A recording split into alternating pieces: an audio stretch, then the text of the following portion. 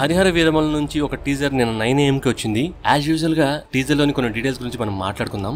Detailing number 1.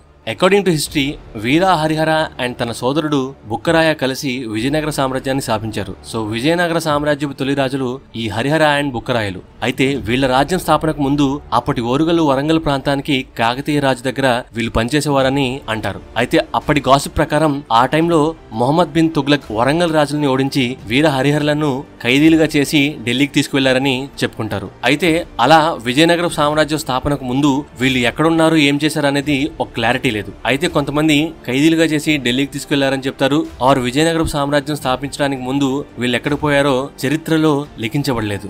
అలా Kakatiya రాజుల్ని Mohammed bin Tughlaq ఓడించిన తర్వాత కొన్ని సంవత్సరాల తర్వాత వీళ్ళు విజయనగరం సామ్రాజ్యం స్థాపించారు. సో దీని గురించి వికీపీడియాలో కూడా అవైలబుల్ గా ఉంది. అయితే అవన్నీ థీరీస్, నేను చెప్పినవి కావు, అప్పట్లో అక్కడున్న వాళ్ళు చెప్పినవి, అది హిస్టరీలో రాయబడినవి. సో రియాలిటీలో వాళ్లను తుగ్లక్ సైన్యం పట్టుకున్నారా లేక పట్టుకున్నామని అనుకున్నారా? అండ్ వీళ్ళు ఒక 10 years పీరియడ్ లో ఎవరికీ కనపడకుండా పోయి ఆ లోకల్ కింగ్స్, సుల్తాన్స్ పేదవారిపై చేస్తున్న అరాచకాలను ఎదురిస్తూ వాళ్లకు సపోర్టివ్ గా ఉంటూ దేశం మొత్తం తిరిగి ఉండొచ్చు. సో మేబీ డైరెక్టర్ క్రిష్ జాగలమూడి గారు ఆ పాయింట్ ని తీసుకుని ఈ మూవీ కోసం స్క్రిప్ట్ రాసుకుని ఉంటారు. ఎందుకంటే పవన్ కళ్యాణ్ గారిని మనం 2 గెటప్స్ లో చూసాం. అందులో ఒకటి బియర్డ్ లో ఉన్న గెటప్, అంటే గడ్డంతో ఉన్న గెటప్, కత్తి తీసుకుని ఒక ఫ్యామిలీని రక్షిస్తున్నారు. సో ఆ బియర్డ్ లుక్ వచ్చేసి ఆయన అజ్ఞాతంలో ఉన్న టైం పీరియడ్ అయి ఉంటుంది. అండ్ బియర్డ్ లేని లుక్ వచ్చేసి అజ్ఞాతం వీడిన తర్వాత విజయనగర సామ్రాజ్యం స్థాపించే ముందు ఆయన లుక్ అయి ఉంటుంది. Detailing number 2.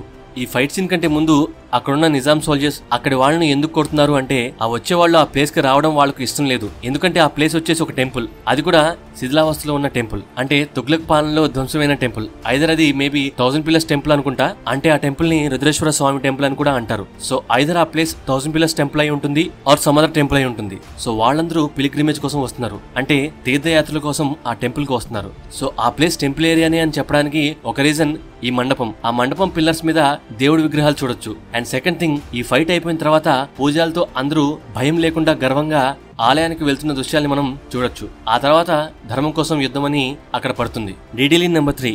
ప్రీవియస్ డీటెయిలింగ్ లో చెప్పినట్టుగా ఆ టెంపుల్ కోసం మేబీ 2 కొడుకులు వాళ్ళ అమ్మను ఇలా కష్టపడి టెంపుల్ కి తీసుకువెళ్ళడం మనం గమనించవచ్చు. అండ్ అలాగే ఒక భర్త తన ప్రెగ్నెంట్ వైఫ్ ని అండ్ కిడ్ ని టెంపుల్ కి తీసుకువస్తుంటే వాళ్ళను ఆపి హింసిస్తుంటే, దెన్ ఆ ప్రెగ్నెంట్ వైఫ్ వాళ్ళ హస్బెండ్ ని కొడుతుంటే తన రక్తం వెళ్లి ఆ పిల్లర్ మీద ఉన్న ఆంజనేయ స్వామివారి విగ్రహం మీద పడితే దెన్ హరిహర వీరమల్లు ప్రత్యక్షమవుతాడు అన్నట్లుగా చూపిస్తున్నారు. సో డైరెక్టర్ గారు ఆ పవనుడి ద్వారా మన పవనుడిని రప్పించారు. సో అదొక ఇంట్రెస్టింగ్ డీటెయిల్ అని చెప్పొచ్చు. సో అలాగే ప్రీవియస్ పాయింట్ లో టెంపుల్ అని చెప్పానుగా, సో ఆ టెంపుల్ వచ్చేసి శివాలయం. ఎలా అంటే వాళ్ళ ఇన్స్ట్రుమెంట్స్ లో డమరుకాలు ఉన్నాయి, వాళ్ళు పెట్టుకున్న నామాలు అడ్డంగా ఉన్నాయి, వాళ్ళ మెడలో రుద్రాక్షమాలు కనిపిస్తున్నాయి. అండ్ అలాగే వాళ్ళల్లో కొంతమంది త్రిశూలాన్ని పట్టుకుని ఉన్నారు. సో క్లియర్లీ ఇట్స్ ఎ శివాలయం. సో ఆ మహాదేవుని దర్శనం కోసం వాళ్ళందరూ వెళ్తున్నారు. Detailing number 4.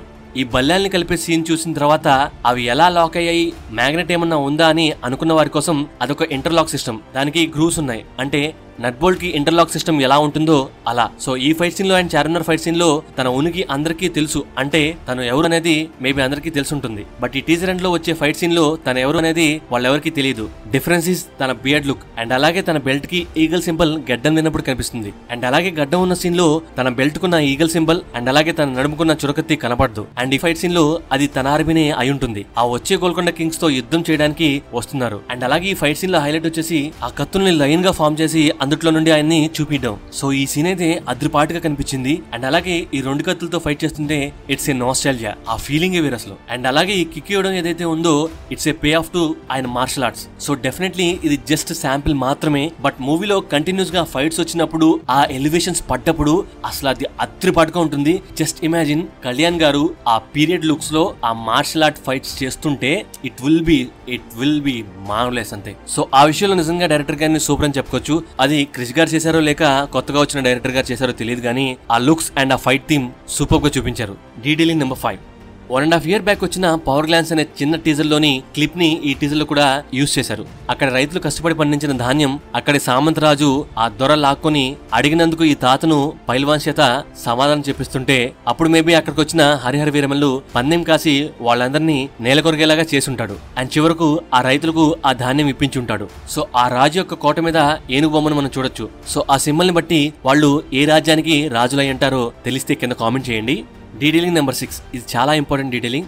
ఇక గోల్కొండ నవాబ్ అండ్ మొఘల్ ఎంప్రెస్ గురించి మాట్లాడుకుందాం. ఈ కింగ్ చేతిలో ఉన్నది కోహినూర్ డైమండ్ లాగా అనిపిస్తుంది. అండ్ ఢిల్లీలోని సుల్తాన్స్ ఎర్రకోట అదే రెడ్ ఫోర్ట్ లో పాలన సాగిస్తున్నట్లుగా మనకు చూపిస్తున్నారు. ఇక్కడ నాదొక చిన్న డౌట్ ఏంటంటే ఈ మూవీ ఫిక్షనల్ స్టోరీ అయి ఉంటుంది. ఎందుకంటే స్టార్టింగ్ లో చెప్పిన డీటెయిల్ ప్రకారం హరిహర బుక్కరాయల్ వారు 1306 నుండి 1356 వరకు బ్రతికి ఉన్నారు.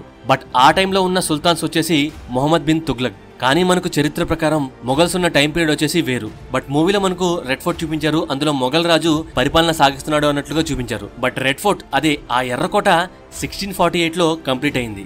ఇయర్ 1639 స్టార్ట్ అయ్యి ఇయర్ 1648 లో కంప్లీట్ అయింది. సో ఆ టైం పీరియడ్ లో హరిహర అనే కింగే లేడు, రూలరే లేడు. అండ్ 1648 లో దేవరాయల వంశస్థులు కూడా రూల్ చేయడం లేదు. ఇన్ కేస్ మూవీలో తను శ్రీకృష్ణ దేవరాయ అని చెప్పడానికి. So it's clearly A fictional story. And ఆ మొఘల్ ఎంపరర్ వచ్చేసి షాజహాన్. ఎందుకంటే ఎర్రకోటను కట్టించింది షాజహాన్ మాత్రమే. సో ఆ షాజహాన్ క్యారెక్టర్ లో బాబీ డీల్ గారు చేస్తున్నారు. So Mughal emperor time period లో ధర్మం కోసం, పేదవారి కోసం ఒక యోధుడు ఉన్నాడని, ఉన్నవారి దగ్గర నుండి దోచుకుని సామాన్య ప్రజలకు, పేదవాళ్లకు పంచేవాడు. సో తనగాదే ఈ హరిహర వీరమల్లు అని చెప్పొచ్చు. సో ఈ డీటెయిలింగ్స్ అండ్ హిస్టరీ క్లాస్ నచ్చితే, ఇంట్రెస్టింగ్ గా ఉంటే మన ఎఫర్ట్స్ కి సబ్స్క్రైబ్ చేయండి అండ్ లైక్ అండ్ షేర్ కూడా చేయండి. డైరెక్ట్ గా ఇంటరాక్ట్ అవ్వడం కోసం మన సోషల్ మీడియా అకౌంట్స్ కూడా ఫాలో అవ్వండి. Thank you, love you all.